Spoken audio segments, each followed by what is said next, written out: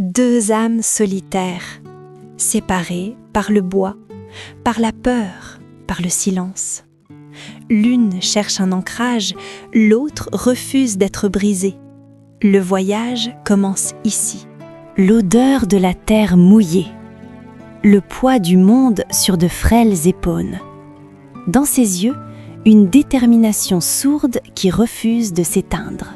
Un éclair foudroyant. Le souffle chaud dans l'air glacé. Il n'est que muscle, instinct et fureur. Un roi sans couronne sous l'orage. Un seau renversé.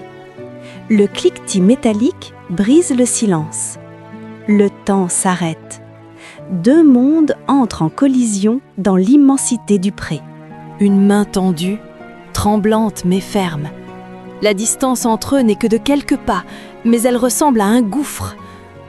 Respiration synchronisée. La poussière dorée s'envole. L'instinct ordonne la fuite. Elle ne le poursuit pas.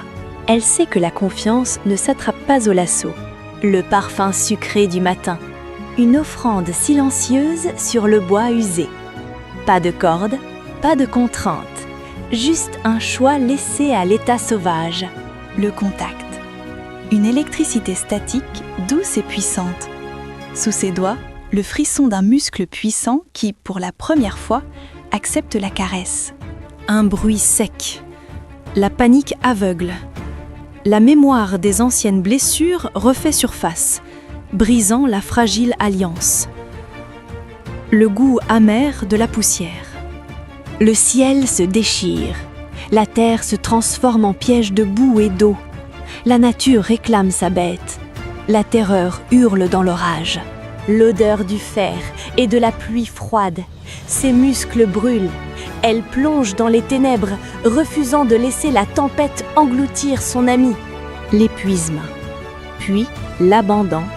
Une tête lourde qui vient chercher refuge sur une épaule fragile. Dans le chaos de l'orage, ils deviennent l'encre de l'autre. L'aube nouvelle.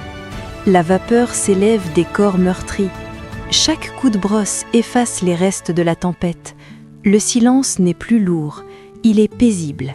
Plus de cordes, plus de doute. Deux cœurs battant au même rythme effréné. Le vent dans les cheveux, la puissance pure sous elle, la liberté absolue. Ce qui était brisé est guéri. Là où l'homme et l'animal s'effacent, il ne reste que le lien, indestructible, éternel.